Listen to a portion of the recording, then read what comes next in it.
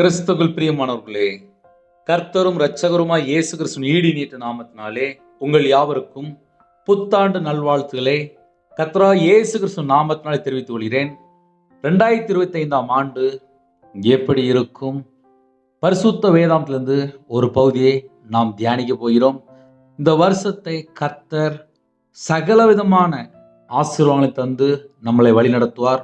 வருஷத்தை உம்முடைய நன்மையால் முடிசூட்டுகிறார், உமது பாதைகள் நெய்யாய் பொழிகிறது என்று எழுதப்பட்டிருக்கு.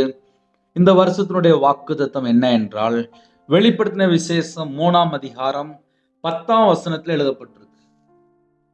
என் பொறுமை குறித்து சொல்லிய வசனத்தை நீ காத்து கொண்டபடியினால் பூமியில் குடியிருக்கிறவர்களை சோதிக்கும்படியாக பூச்சக்கரத்தின் மேலெங்கும் வரப்போகிற சோதனை காலத்திற்கு தப்பும்படி நானும் உன்னை காப்பேன்.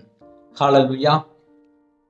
கிறிஸ்துவுக்குள் பிரியமானவர்களே, இந்த வருஷத்துக்காக தேவன் நமக்கு தருகிற வாக்குத்தத்தம், சோதனை காலத்திற்கு தப்பும்படி நானும் உன்னை காப்பேன். ஹல்லேலூயா. சோதனை காலம் என்று எழுதப்பட்டிருக்கு. சோதனை காலத்திற்கு தப்பும்படி நானும் உன்னை காப்பேன். இந்த வருஷம் எப்படி இருக்கும் அப்படின்னு சொல்லி பல குடும்பத்திலே பல தேசத்துக்குள்ளே இணைந்திருப்பீங்க. சோதனை காலத்திற்கு தப்பும்படி நானும் உன்னை காப்பேன். கடந்த வருஷம் எப்படி இருந்துச்சு எல்லாருக்கும் தெரியும். வரக்கூடிய காலங்கள் எப்படி இருக்கு? அது தேவனுடைய கரத்துல இருக்கு. நம்ம குடும்பம் பாதுகாக்கப்பட வேண்டும் என்றால் அதுக்கு நம்ம என்ன செய்ய வேண்டும்? என் பொறுமை குறித்து சொல்லிய வசனத்தை நீ காத்து கொண்டபடியினால் என்று எழுதப்பட்டிருக்கு. என் பொறுமை அப்படின்னா என்ன அர்த்தம்? 2 பேதுரு 3ஆம் அதிகாரம் 9ஆம் வசனத்தில் எழுதப்பட்டிருக்கு. தாமதிக்கிறார் என்று சிலர் எண்ணுகிறபடி கர்த்தர் தமது வாக்குத்தத்தத்தை குறித்து தாமதமாயிராமல் ஒருவரும் கெட்டு போகாமல் எல்லாரும் மனம் திரும்ப வேண்டும் என்று விரும்பி நம்மேல் நீடிய பொறுமை உள்ளவருமாய் இருக்கிறார். நம்முடைய தேவன் எப்படிப்பட்ட தேவன் அப்படின்னா நீடிய பொறுமை உள்ள தேவன். அதனாலதான் நம்ம உயிரோட இருக்கிறோம். சோதனை காலத்திற்கு தப்பும்படி நானும் உன்னை காப்பேன் அப்படின்னா என்ன அர்த்தம்? 2025ஆம் ஆண்டுலே நம்ம உள்ள வந்துட்டோம். இந்த வருஷம் எப்படி இருக்கும்? சோதனை காலம் சொல்லி ஒரு காலம் இருக்கு. அந்த காலத்துக்குள்ள நம்ம கடந்து போகும்போது நம்ம கூட கர்த்தர் இருக்கணும். யோபனுடைய வாழ்க்கையில ஒரு சோதனை வந்துச்சா இல்லையா? யோபு என்ன செஞ்சாரு? எல்லாவற்றையும் சகித்து கொண்டார். இந்த வருஷம் எப்படி இருக்கும் அப்படின்னு சொல்லி நம்ம கொஞ்சம் யோசித்து பார்க்கும்போது, சோதனை காலத்திற்கு தப்பும்படி இந்த வருஷம் ஒவ்வொரு நாளும் நம்ம கடந்து போகணும் அப்படின்னா, பரிசுத்த வேதாந்தத்தில் நமக்கு நிறைய காரியங்களை தேவன் நமக்கு கற்றுக் கொடுத்து விட்டார். அதை நாம் கடைபிடிப்போம். சோதனைக்குட்படாதபடிக்கு விழித்திருந்து ஜெபம் பண்ணுங்கள் என்றார். அப்ப நமக்கு செய்ய வேண்டிய நிறைய கடமைகள் இருக்கு. என் பொறுமை குறித்து சொல்லிய வசனத்தை நீ காத்து கொண்டபடினால், நம்முடைய தேவன் என்ன விரும்புறார் அப்படின்னா ஒருவரும் கெட்டு போகிறார், எல்லாரும் மனம் திரும்பணும். நம்ம வாழ்க்கையிலே சில நேரத்துல சோதனை காலம் கூட வந்துரும். ஏன்னா எத்தனையோ வருஷமா நம்ம வாழ்ந்துட்டு வந்துட்டு இருக்கோம். பிறந்த நாள்ல இருந்து இந்த நிமிஷம் வரைய நம்ம வாழ்க்கையில ஒரு நாள் கூட சோதனை என் வாழ்க்கையில இருந்ததே இல்லை அப்படின்னு சொல்லி யாருமே சொல்ல முடியாது. ஏதோ ஒரு காரியத்துல சோதனை வந்திருக்கும், அதை ஜெயிச்சிருப்பாங்க. சில குடும்பத்துல கண்ணீர் வாழ்க்கையா இருந்திருக்கும். என் வாழ்க்கை ஃபுல்லாவே சோதனை காலமா தான் இருக்குன்னு சொல்லி புலம்பிருப்பாங்க. கடைசி காலத்துல எப்படின்னு சொல்லி பார்க்கும்போது 1ஆம் தேதி ஆயிட்டுனா போதும் இஎம்ஐ, 2ஆம் தேதி ஆயிட்டுனா போதும் அடுத்த இஎம்ஐ, 3ஆம் தேதி ஆயிட்டுனா போதும் அடுத்த இஎம்ஐ, 4ஆம் தேதி 5ஆம் தேதி வீட்டு வாடகை, கடை வாடகை, ஸ்கூல் ஃபீஸு, வீட்டு ஜாமா, எவ்வளவு காரியம் இருக்கு. அன்னன்னைக்கு பணம் தேவைப்படுது. லட்சக்கணக்கா கோடிக்கணக்கா கடன் இருக்கு.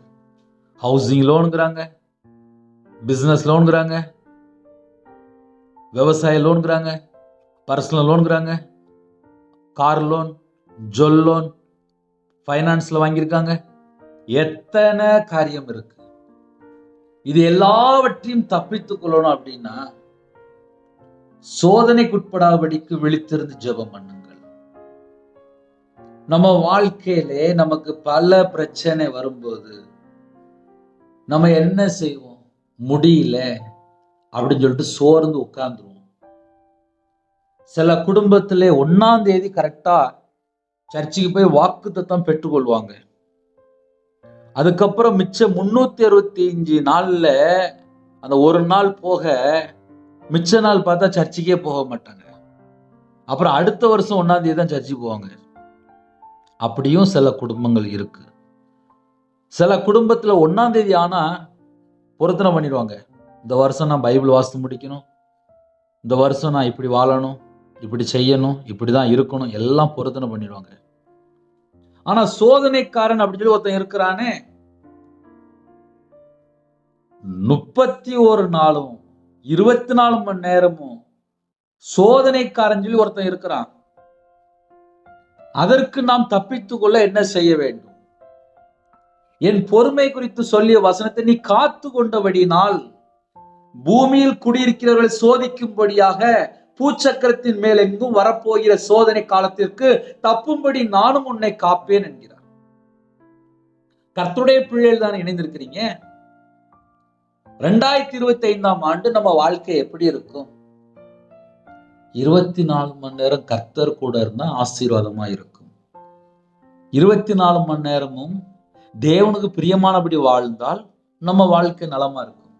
தேவ சித்தத்துக்குள்ளே நம்ம இருந்தால் நலமா இருக்கும். தேவனை துதிக்கும் போது, தேவனுடைய நாமத்தை மகிமைப்படுத்தும் போது நம்ம வாழ்க்கை நல்லா இருக்கும். வேத வசனத்தின்படி நாம் வாழும் போது, வேத வசனத்தின்படி நாம் காத்துக்கொள்ளும் போது நம்ம வாழ்க்கை நல்லா இருக்கும். கையில பைபிள் எடுத்து வாசித்து பார்த்து அதன்படி நம்மளோட வாழ்க்கை சரியா இருந்துச்சு அப்படின்னா நம்ம வாழ்க்கை நல்லா இருக்கும். 2025ஆம் ஆண்டுல என்ன செய்யணும் தெரியுமா? இந்த செல்போன் இருக்குல்ல, அதை கொஞ்சம் ஓரமா தள்ளி வச்சிடணும். வீட்டுல டிவி இருக்கா? எப்ப பார்த்தாலும் டிவி பாக்குறீங்களா? பெட்ரூம்ல டிவி இருக்கா? அதை கொஞ்சம் ஓரமா தள்ளி வச்சிருங்க.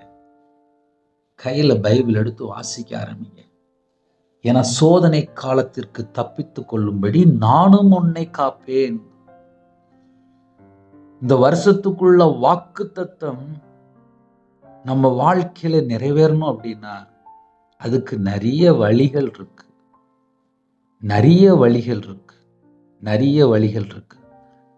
கர்த்தருடைய பிள்ளைகள் இணைந்திருக்கிறீங்க. 2025ஆம் ஆண்டு நம்ம வாழ்க்கை ஆசீர்வாதமா இருக்கணுமா? அதுக்கு நம்ம என்ன செய்யணும்? என் பொறுமை குறித்து சொல்லிய வசனத்தை நீ காத்து கொண்டபடினால்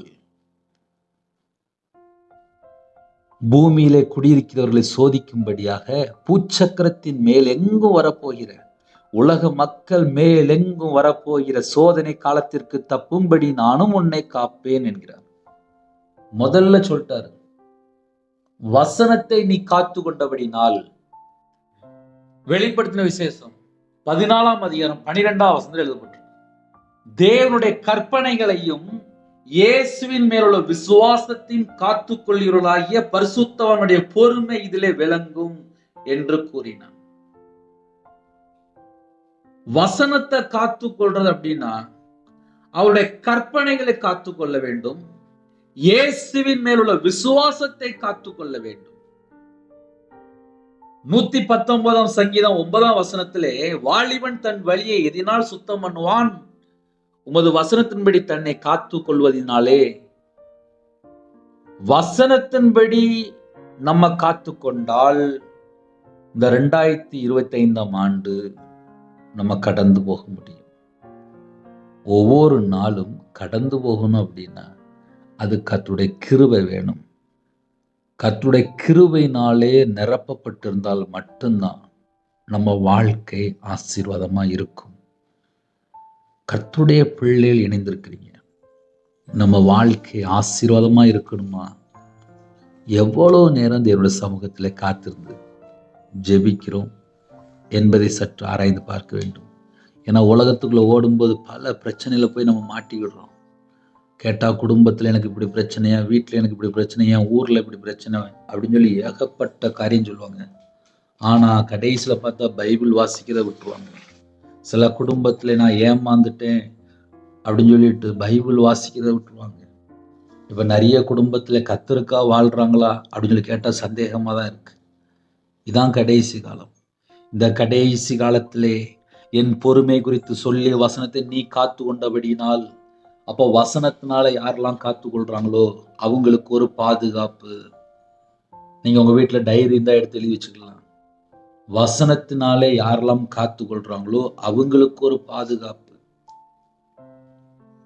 அழகா சொல்றாரு, என் பொறுமையை. அவருடைய பொறுமை என்ன? ஒருவரும் கெட்டு போகக்கூடாது, எல்லாரும் ரட்சிக்கப்படும், எல்லாரும் மனம் திரும்பணும். நம்ம மேல நீடிய பொறுமை உள்ளவருமா இருக்கிறார். நம்முடைய தேவன் எப்படிப்பட்ட தேவன் அப்படின்னா, எல்லாரும் மனம் திரும்பணுமா, எல்லாரும் பாவ மன்னிப்பை பெற்றுக்கொள்ளணும். கர்த்தருடைய பிள்ளைகள் இணைந்திருக்கிறீங்களா? தேவன் அருளி அப்பம் பிரேயர் மினிஸ்ட்ரி மூலமா இணைந்திருக்கிறீங்களா? காலையில் ஒரு 3 மணிக்கு ஜெபிக்கிறோம், கேளுங்க. நைட் 8 மணிக்கு ஜெபிக்கிறோம், கேளுங்க. இந்த வருஷத்துல பைபிள் வாசித்து முடிங்க. உங்க வாழ்க்கையில கர்த்தரை விட்டு நீங்க எந்தெந்த காரியத்தை தள்ளி போறீங்களோ தேவனோட சமூகத்துல அர்ப்பணித்து ஜெபிங்க. இடைவிடாமல் ஜெபிங்க, விழித்திருந்து ஜெபிங்க. தேவனோட நாமத்தை மகிமைப்படுத்துங்க. எப்பொழுதும் துதிக்கிற பிள்ளைகளா மாறுங்க, நன்றி உள்ள பிள்ளைகளா இருங்க, ஸ்தோத்திர செலுத்துற பிள்ளைகளா இருங்க. சோதனை காலத்தை நாம் தப்பிக்க முடியும். முதல்ல வசனத்தை யாரெல்லாம் காத்து கொள்றாங்களோ அவங்களுக்கு ஒரு பாதுகாப்பு. கர்த்தருடைய பிள்ளைகள் வீட்டுல டைரி இருந்தா எடுத்து எழுதி வச்சிடலாம். வசனத்தை காத்து கொண்டால் பாதுகாப்பு கிடைக்கும். பூமியில் குடியிருக்கிறவர்களை சோதிக்கும்படியாக பூச்சக்கரத்தின் மேலெங்கும் வரப்போகிற, உலகமெங்கும் வரப்போகிற சோதனை காலம். 2வது பாயிண்ட் என்ன அப்படின்னா, உலகமெங்கும் வரப்போகிற சோதனை காலம். தேசத்துக்குள்ள எப்படிலாம் சோதனை வருது எல்லாருக்கும் தெரியும். ஒரு பக்கம் பஞ்சம் வருது, ஒரு பக்கம் கொள்ளை நோய் வருது, ஒரு பக்கம் தேசத்துக்கு தேசம் யுத்தம் நடந்துட்டு தான் இருக்கு. இவைகளுக்கெல்லாம் நாம் தப்பித்து கொள்ள வேண்டும் என்றால் விழித்திருந்து ஜெபிக்க வேண்டும். சரி, நம்ம வாழ்க்கையில நம்ம என்ன செய்யறோம் அப்படின்னு சொல்லி கொஞ்சம் நம்மளை பத்தி யோசித்து பார்த்தாலும், எப்ப பார்த்தாலும் கையில செல்போன். சில குடும்பத்துலாம் 1ஆம் தேதி ஆயிட்டுனாலே போதும் அவங்களுக்கு கொண்டாட்டமா இருக்கும். ஏன் அப்படின்னா சம்பளம் வந்துடும். ஆனால் அதுக்கப்புறம் ஒரு 10ஆம் தேதி, 15ஆம் தேதி, 20ஆம் தேதி அப்புறம் பார்த்தா இருதயம் பார்த்தா சோர்வு அடைஞ்சிடும், கவலையாயிரும். ஏன்னா கையில காசு இருக்காது, பணம் இருக்காது. என் வாழ்க்கையில நான் அப்படி அனுபவிச்சிருக்கேன். ஒரு மனுஷனோட வாழ்க்கையில பணம் இல்லை அப்படின்னா ஒரு சோர்வு வந்துடும். கர்த்தருடைய பிள்ளைகள் இணைந்திருக்கிறீங்க, உங்க வாழ்க்கை கர்த்தருடைய கரத்துல அர்ப்பணிங்க. வசனத்தினால காத்து கொண்டால் பாதுகாப்பு. முதல் பாயிண்ட் எழுதி வச்சுக்கோங்க. உலகமெங்கும், உலக மக்கள் மேல் எங்கும் வரப்போகிற சோதனை காலத்திற்கு தப்ப வேண்டும் என்றால் என்ன செய்ய வேண்டும்?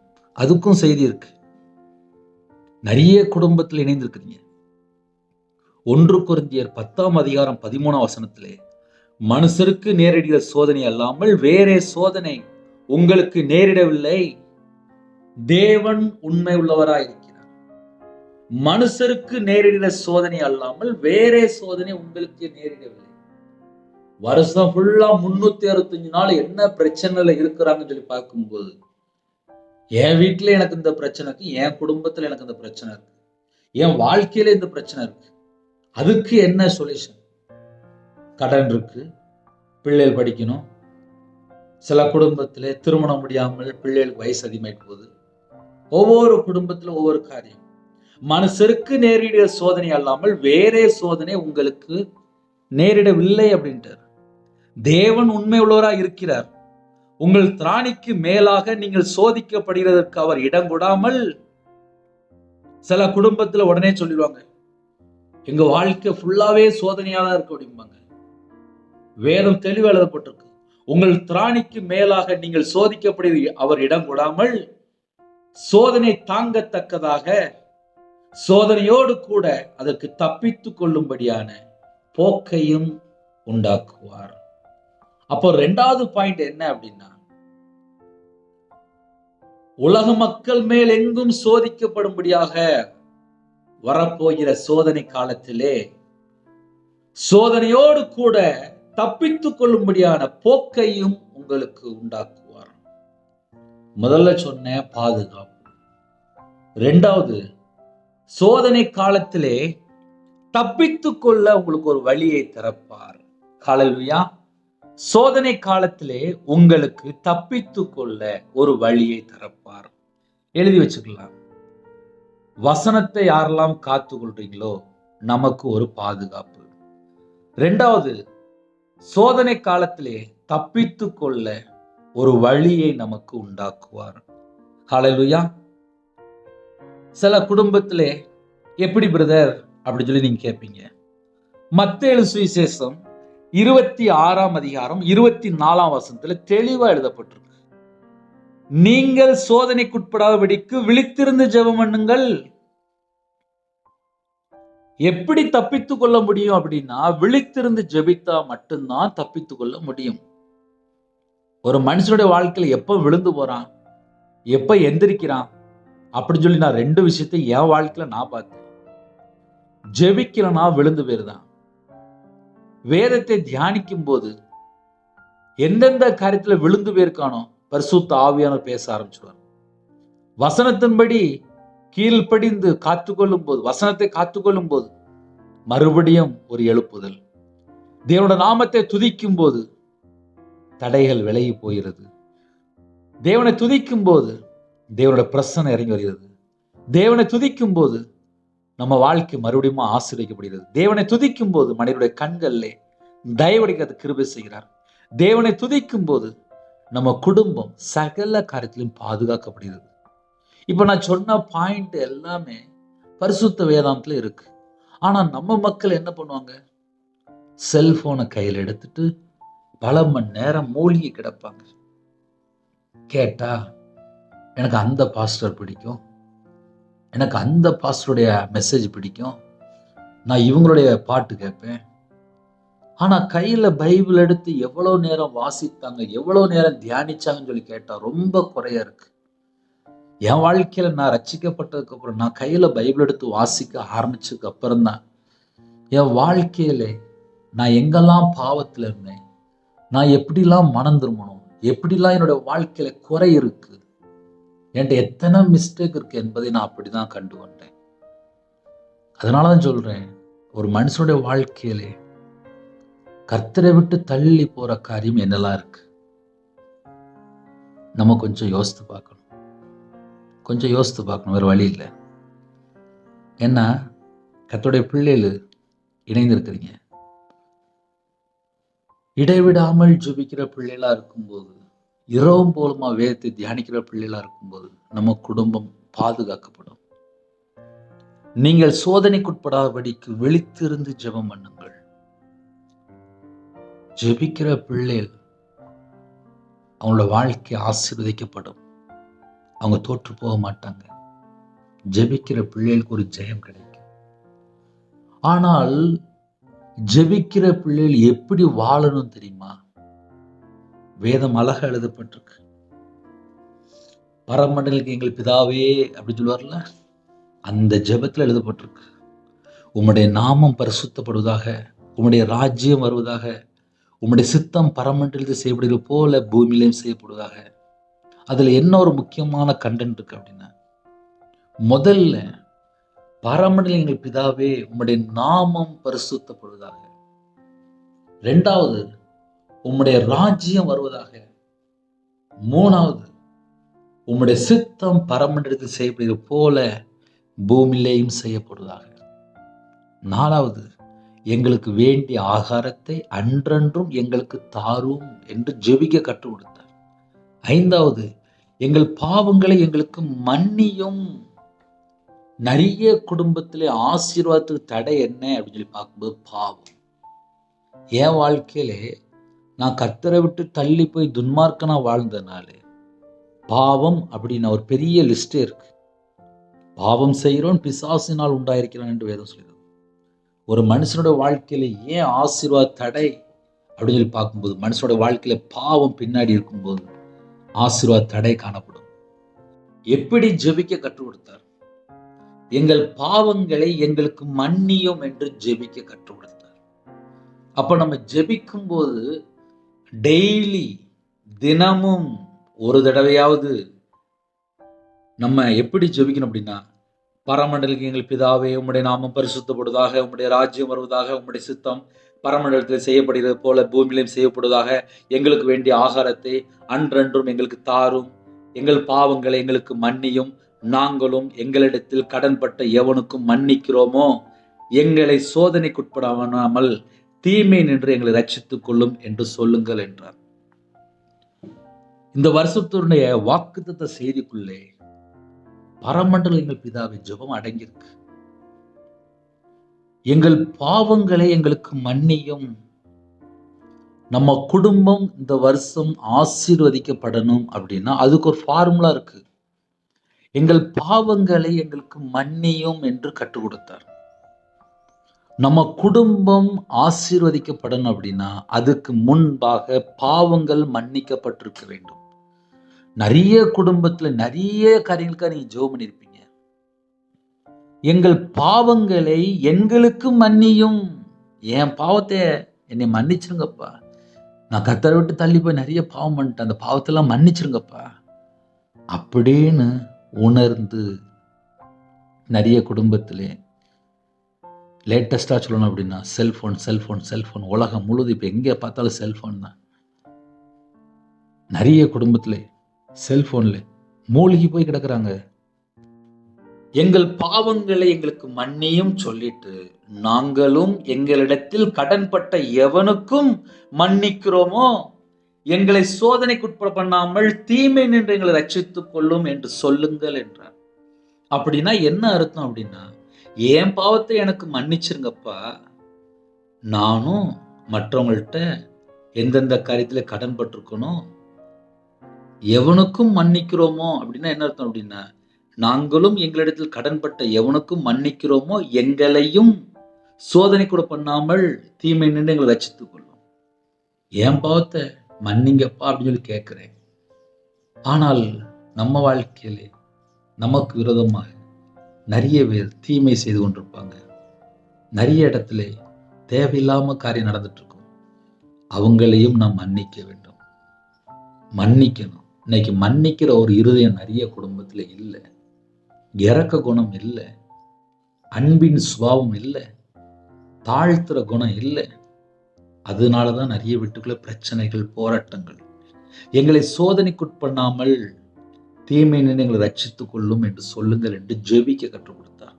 அப்ப நீங்கள் விழித்திருந்து ஜெபிக்கணும் அப்படின்னா என்ன செய்யணும் பிரதர் அப்படின்னா, டெய்லி 1 மணி நேரமாவது விழித்திருந்து ஜெபிங்க, ஸ்தோத்திர பலி செலுத்துங்க.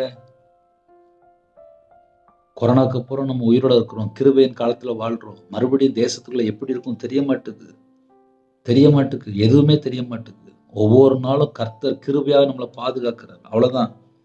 இந்த வருஷத்துல நம்ம எப்படி தப்பித்துக் கொள்ளணும் அழகா தேவன் நமக்கு கற்றுக் கொடுக்கிறார். சோதனையோடு கூட அதற்கு தப்பித்துக் கொள்ளும்படி போக்கையும் வழியும் உண்டாக்குவார் அப்படின்னு எழுதப்பட்டிருக்கு. அப்ப என்ன அர்த்தம் அப்படின்னா, சோதனைக்குட்படாதபடிக்கு விழித்திருந்து ஜெபிங்கள் அப்படின்ட்டார். சோதனை சகிக்கிற மனுஷன்தான் பாக்கியவான். யோபனுடைய வாழ்க்கையிலே மிகப்பெரிய ஒரு சோதனை வந்துச்சு. யோபு 1ஆம் அதிகாரத்தை எடுத்து வாசித்து பார்த்தா தெரியும். எத்தனையோ தேசத்துல இணைந்திருக்கிறீங்க. யோபனுடைய வாழ்க்கையிலே சோதனை சோதனை சோதனை சோதனை. யோபுவை போல சகிக்கிற பிள்ளைகளாக நாம் மாற வேண்டும். சகிக்கும் போது நம்ம குடும்பம் ஆசீர்வதிக்கப்படும். யோபனுடைய வாழ்க்கையில 2 மடங்கு ஆசீர்வாதம் சொல்லி நம்ம கேள்விப்பட்டிருக்கோம். 42ஆம் அதிகாரத்தில் எழுதப்பட்டிருக்கு. யோபு தன் சிநேகிதனுக்காக ஜெபித்த பொழுது, அப்ப நீங்க 1 மணி நேரம் விழித்திருந்து ஜெபிக்கும் போது முதல்ல சோதனை சகிக்கிற பிள்ளைகளாவும் இருக்கணும். 2வது 1 மணி நேரம் விழித்திருந்து ஜெபிக்கிற பிள்ளைகளா இருக்கணும். 3வது பரமண்டல எங்கள் பிதாவே அந்த ஜெபத்தை டெய்லி சொல்லுங்க. மற்றவங்களுடைய பாவத்தை மன்னிங்க. தேவ பக்தி உள்ள ஜனங்களை சோதனை நின்று ரட்சிக்கவும் தேவன் அறிந்திருக்கிறார். கர்த்தருடைய பிள்ளைகள் தேவ பக்தி உள்ள ஜனமாக காணப்பட வேண்டும். தேவ பக்தி உள்ள ஜனத்தை கர்த்தர் சோதனை நின்று ரட்சிக்கிறார். ஹல்லேலூயா. ஒரு மனுஷனுடைய வாழ்க்கையிலே எது பிரதர் சோதனை? அப்படின்னு சொல்லி பார்க்கும்போது நீதிமொழிகள் 27ஆம் அதிகாரம் 21ஆம் வசனம் எழுதப்பட்டிருக்கு. வெள்ளிக்கு குகையும் பொன்னுக்கு புடமும் சோதனை. வெள்ளிய கொண்டு குகையில போட்டுருவாங்க, அதை உருக்கிட்டு இருப்பாங்க. பொண்ணை புடமிடுவாங்க, அதான் சோதனை. அதே போல மனுஷனுக்கு அவனுக்கு உண்டாகும் புகழ்ச்சியே சோதனை. 365 நாளும் சிலவங்களை புகழ்ந்து பேசினாதான் பிடிக்கும். அவங்கள வேற ஏதாவது சொல்லிட்டாங்கன்னா அவங்களுக்கு பிடிக்காது. ஏன்னா இப்ப அப்படி நிறைய குடும்பத்துல இருக்கிறாங்க. புகழ்ச்சிக்காக நிறைய அன்னதானம் பண்ணுவாங்க, நிறைய ஏழை எளிய ஜனங்களுக்கு உதவி செய்வாங்க, நிறைய டொனேஷன் கொடுப்பாங்க, நிறைய ஹெல்ப் பண்ணுவாங்க, நிறைய இடத்துல போய் நிற்பாங்க. புகழ்ச்சிக்காக சில குடும்பத்திலே செயல்பட்டு இருப்பாங்க. புகழ்ச்சி ஒரு சோதனை என்று எழுதப்பட்டிருக்கு. இந்த கையில செஞ்சா இந்த கையில தெரியக்கூடாது, அப்படிதான் வேதம் சொல்கிறது. அதனால எதை செய்தாலும் தேவனோட நாமம் மகிமைக்கென்று மட்டும்தான் நம்ம செய்யணும். ஹல்லேலூயா.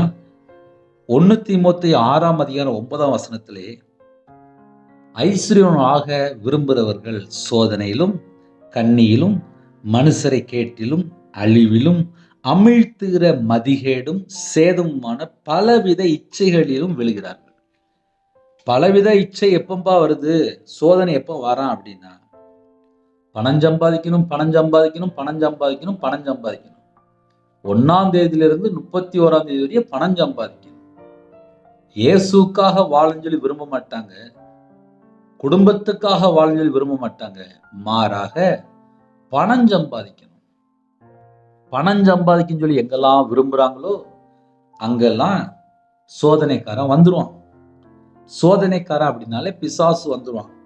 சோதனையிலும் கண்ணிக்குள்ள போய் சிக்கி கொள்ளுவான். ஒரு மனுஷனுடைய வாழ்க்கையில எப்பமெல்லாம் பணம் சம்பாதிக்கணும் அப்படின்னு சொல்லி மைண்ட்ல பிக்ஸ் பண்ணி பணத்துக்கா மட்டும் ஓடுறாங்களோ அவனோட வாழ்க்கையில ஒரு சோதனை வந்துடும், ஒரு கண்ணி வந்துடும்.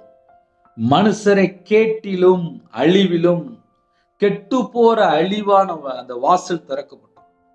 கெட்டு போற வாசல், அழிஞ்சு போற வாசல் திறக்கப்படும். ஏன் அப்படின்னா அவங்களுடைய சிந்தனைக்குள்ள என்ன இருக்கு அப்படின்னா, பணத்தை சம்பாதிக்கணும். அதனாலதான் வரக்கூடிய பிரச்சனை. மனுஷரை கேட்டிலும் அழிவிலும் அமிழ்த்துகிறமான மதிகேடும் சேதமான பலவித இச்சைகளிலும் விழுகிறார்கள். அமிழ்த்துகிற என்று போட்டு அப்படியே அதிலேயே மூழ்கி அவ்வளவுதான், ஆள் காணாம போயிடும். ஏன்னா அவங்களோட சிந்தனைக்குள்ள, அவங்களோட இதயத்துக்குள்ள பணம். ஒன்லி டார்கெட் ஃபுல்லாவே பணம். வாயை திறந்தா பணம். இப்ப கடைசி காலத்துல செழிப்பின் உபதேசம் சொல்லி ஒரு செக்ஷன் இருக்கு, ஆசீர்வாத பிரசங்கம் சொல்லி இருக்கு, கள்ள ஊழியருடைய பிரசங்கம் சொல்லி இருக்கு, கள்ள தீர்க்க தரிசனம் இருக்கு, அந்தி கிறிஸ்துக்கு வேலை பார்க்கிற கள்ள ஓநாய்களுடைய பிரசங்கம் இருக்கு. நீங்க கையில பைபிள் எடுத்து வாசித்தா மட்டும்தான் வசனத்தினுடைய ஆழத்துக்குள்ளே நீங்க போக முடியும். நீங்க முழங்கால் போட்டு ஜெபம் பண்ணாதான் தேவனோடு தொடர்பு கொள்ள முடியும். கடைசி காலத்துல எல்லாருடைய வாழ்க்கையிலுமே ஏதோ ஒரு காரியத்திலே சோதனைகள் வந்து கொண்டுதான் இருக்கும். சோதனையே இல்லை அப்படின்னு சொல்லி யாருமே சொல்ல முடியாது. என் வாழ்க்கையில நான்லாம் ரொம்ப சோதனையிலேயே வாழ்ந்திருக்கேன். என் வாழ்க்கையே சோதனையை மாதிரியே மாறிட்டு. ஆனா கையில பைபிள் எடுத்து வாசித்ததுக்கு அப்புறம் தான் தெரியுது, கர்த்தருடைய வார்த்தைக்கு கை கொள்ளும் போதுதான் ஆசீர்வாதம், ஜெபிக்கும் போதுதான் பாதுகாப்பு. இதெல்லாம் வேதத்தை வாசிக்கும்போது அறிந்து கொண்டேன். சோதனையோடு கூட தப்பித்துக் கொள்ளும்படி வழியையும் உண்டாக்குற தேவன். அதனால வசனத்தின்படி காத்து கொண்டால் நமக்கு ஒரு பாதுகாப்பு உண்டு. புகழ்ச்சி தான் சோதனை. பணம் சம்பாதிக்கும் சொல்லி விரும்புறவங்களுக்கு ஒரு சோதனை. இன்னொரு சோதனை ஒண்ணு இருக்கு. லூக்கா 8:13 எழுதப்பட்டிருக்கு, கற்பாறையின் மேல் விதைக்கப்பட்டவர்கள் கேட்கும் போது சந்தோஷத்துடனே வசனத்தை ஏற்றுக்கொள்கிறார்கள். 1ஆம் தேதி ஆயிட்டு அப்படின்னா வசனத்தை சந்தோஷமா ஏற்றுக்கொள்வாங்க. ஓ அப்படியா, வசனம் இப்படி போட்டிருக்கா அப்படின்னு சொல்லி வசனத்தை சந்தோஷமா ஏற்றுக்கொள்வாங்க. அதுக்கப்புறம் உலகத்துல போய் 16 மணி நேரம் 15 மணி நேரம் வேலை பார்ப்பாங்க. நான் வியாபாரத்துல இருந்தேன், 16 மணி நேரம் 17 மணி நேரம் வியாபாரம் பார்ப்பேன். காலையில இருந்து ராத்திரி வரையும் வியாபாரம் பார்ப்பேன், எனக்கு அது மட்டும்தான் தெரியும். வேலை செய்யணும், அவ்வளவுதான் தெரியும். அதே போல 1ஆம் தேதி வாக்குத்தத்தம் கேட்டுட்டு 2ஆம் தேதி 3ஆம் தேதி பார்த்தா உலகத்துக்குள்ள போயிருவாங்க. அவனோட வாழ்க்கையில ஃபுல்லா என்ன இருக்கும் அப்படின்னா, ஒரே பிரச்சனை பிரச்சனை பிரச்சனைன்னு சொல்லி அவனோட வியாபாரத்துல, அவங்களோட கம்பெனில, அவங்களோட வேலைக்கு போற இடத்துல எல்லா இடத்துலயும் பிரச்சனை ஓடிட்டு இருக்கும். இவங்க என்ன பண்ணுவாங்க, அங்குள்ள பிரச்சனையை சமாளிச்சுட்டு இருப்பாங்க. கையில பைபிள் எடுத்து வாசிக்கிறத விட்டுருவாங்க, ஜெபம் பண்றதை விட்டுருவாங்க. வீட்டுக்கு வருவாங்க, ரொம்ப டயர்டாகி அப்படியே படுத்து தூங்கிடுவாங்க. அப்ப என்ன அர்த்தம் அப்படின்னா, கற்பாறையின் மேல் விதைக்கப்பட்டவர்கள் வசனத்தை கேட்கும் போது சந்தோஷத்தோட ஏற்றுக்கொள்றாங்க. ஆனா கொஞ்ச நாள் கழிச்சு, ஆயினும் தங்களுக்குள்ள வேறு கொள்ளாதபடினாலே, வசனத்தை குறித்து ஒரு அக்கறை இருக்கணும்.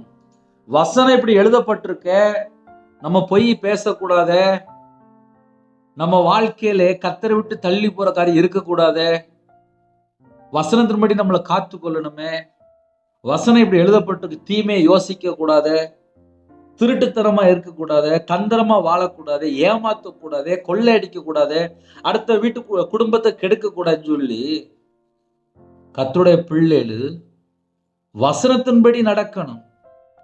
வசனத்தின்படி நடந்தா மட்டும்தான் ஒரு வேறுள்ள ஒரு வாழ்க்கையா இருக்கும். ஆயினும் தங்களுக்குள்ள வேறு கொள்ளாதபடினால், அப்படின்னா என்ன அர்த்தம் அப்படின்னா, வசனத்தின்படி வாழவே மாட்டாங்க. வசனத்தின்படி வாழ்ந்தா மட்டும்தான் அந்த மரம் நல்ல கனிகளை கொடுக்கும். வசனத்தை விட்டு வெளியில போன உடனே அவங்களோட வாழ்க்கை ஒரு ட்ரையான வாழ்க்கை, தண்ணி இல்லாத ஒரு வாழ்க்கை, பரிசுத்த ஆவியான ஒரு அந்த வழிநடத்த இருக்காது. கர்த்தருடைய பிள்ளைகள் கர்த்தருடைய வசனத்தின்படி நடந்தா மட்டும்தான் ஆசீர்வாதம்.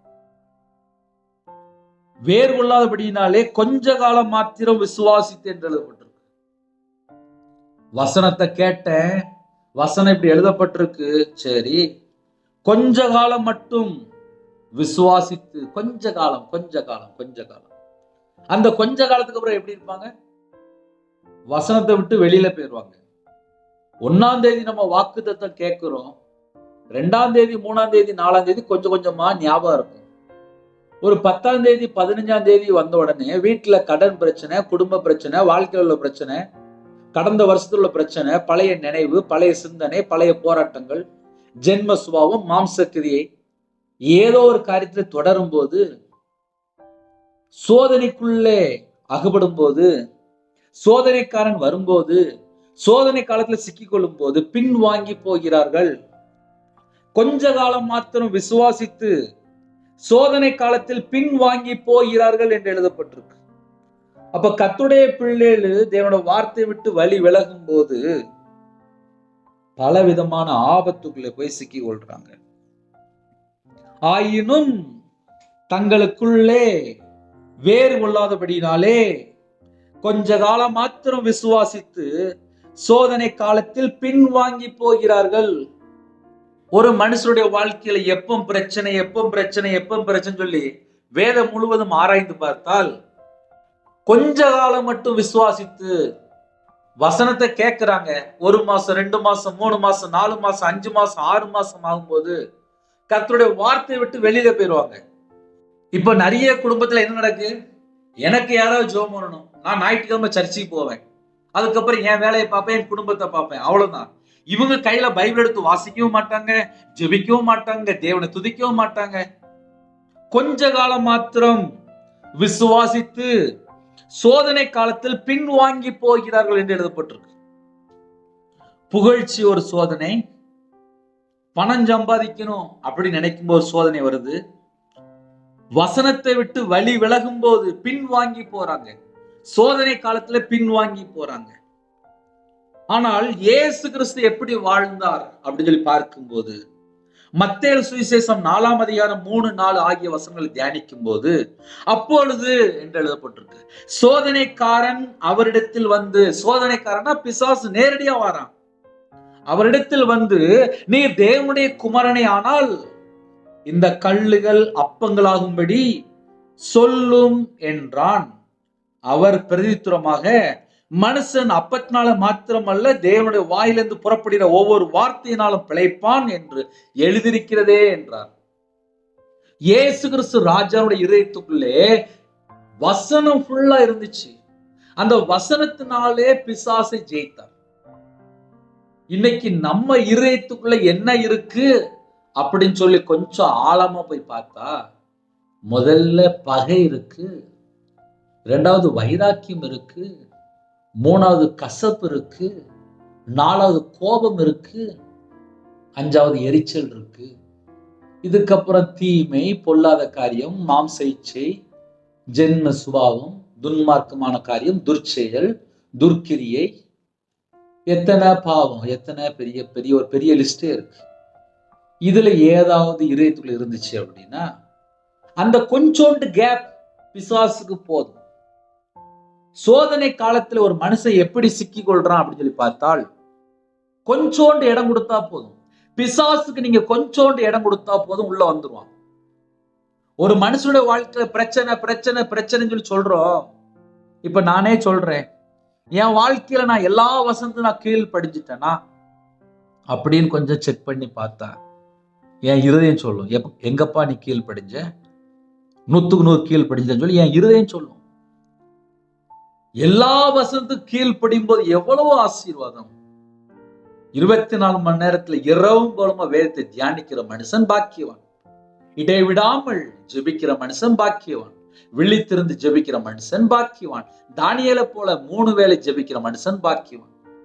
1ஆம் தேதி நம்ம வாழ்க்கையில் ஏகப்பட்ட தீர்மானம் எடுப்போம். அதுக்கப்புறம் நம்மளுடைய வாழ்க்கை எப்படி இருக்கு நம்ம கொஞ்சம் யோசித்து பார்ப்போமே. எத்தனையோ குடும்பத்துக்குள்ள ஆலயத்து கிளம்பிட்டு இருப்பீங்க, ஆலயத்து போயிட்டு வந்திருப்பீங்க, பல சூழ்நிலையில வாக்குத்தத்தம் கேட்டுட்டு இருப்பீங்க. கையில பைபிள் எடுத்து அழகா பத்திரமா கொண்டு போவாங்க, 1ஆம் தேதி கொண்டு போவாங்க. அதுக்கப்புறம் வீட்டுல கொண்டு வந்து ஒரு செல்ஃப்ல கொண்டு வந்து பைபிளை வச்சிருவாங்க. அதுக்கப்புறம் கையில பைபிள் எடுத்து வாசிக்கவே மாட்டாங்க. அந்த குடும்பத்துல எப்படி ஆசீர்வாதம் இருக்கும்? சோதனைக்காரன் அவரிடத்தில் வந்து, சோதனைக்காரன் வந்தாச்சுனாலே அந்த குடும்பத்தில் உள்ள எல்லா காரியத்திலும் ஒரு சோதனை இருக்குமே. இந்த வருஷத்துல தேவன் நமக்கு தந்த வாக்குத்தத்தம் என்ன? சோதனை காலத்தில் தப்பும்படி நானும் உன்னை காப்பேன். அப்படின்னா நம்ம கூட கர்த்தர் இருக்கணும். கர்த்தர் இருந்தா மட்டும்தான் எல்லா காரியத்திலுமே ஆசீர்வாதம். ஹல்லேலூயா. இந்த வருஷத்திலே நம்ம குடும்பத்தை கர்த்தர் பாதுகாக்க வேண்டும். கர்த்தர் பாதுகாக்க வேண்டும். கர்த்தர் எப்படி பாதுகாப்பார் அப்படின்னு சொல்லி பார்க்கும்போது, வசனம் உள்ள இருக்கணும், ஜெப வாழ்க்கை உள்ள இருக்கணும், துதிக்கிற பிள்ளையா இருக்கணும்.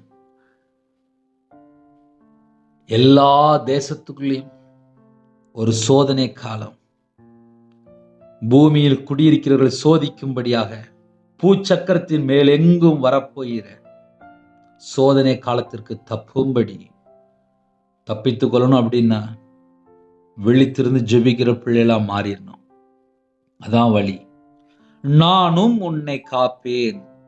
எப்படி காக்கிறார் அப்படின்னா, சோதனை சகிக்கிற மனுஷன் பாக்கியவான் என்று எழுதப்பட்டிருக்கு. அவன் உத்தமன் என்று விளங்கின பின்பு கர்த்தர் தம்மிடத்தில் அன்பு கூறியவர்களுக்கு வாக்குத்தத்தம் பண்ணின ஜீவ கிரீடத்தை பெறுவான். சோதனை வந்த உடனே என்ன செய்யணும் அப்படின்னா, விழித்திருந்து ஜெபிக்க ஆரம்பிச்சோம்.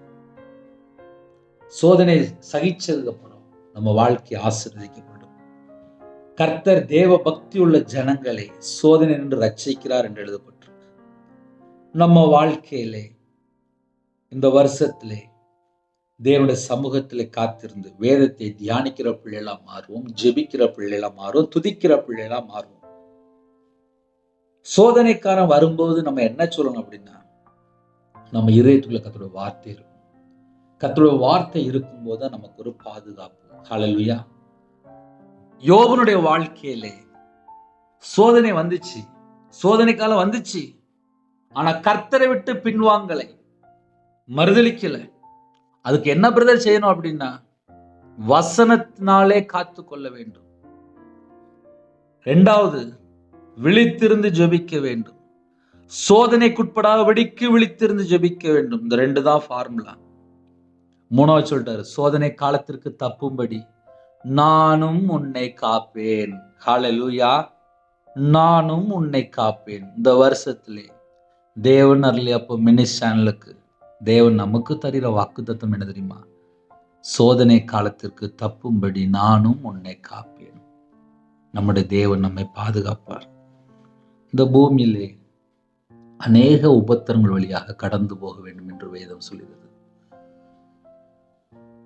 ஒவ்வொரு நாளும் அதிகாலையில் 3 மணிக்கு ஜெபிக்கிறோம். இணைந்து கேளுங்கள். 1 மணி நேரமா விழித்திருந்து ஜெபிங்கள். கர்த்தர் குடும்பத்தை ஆசீர்வதிப்பார். தூங்கும் முன்பாக 8 மணிக்கு ஜெபிக்கிறோம். அதையும் தொடர்ந்து கேளுங்கள். இந்த வருஷத்துக்காக நாம் ஜெபிக்க போகிறோம். இருக்கிற இடத்துல முழங்கால் போடுங்க.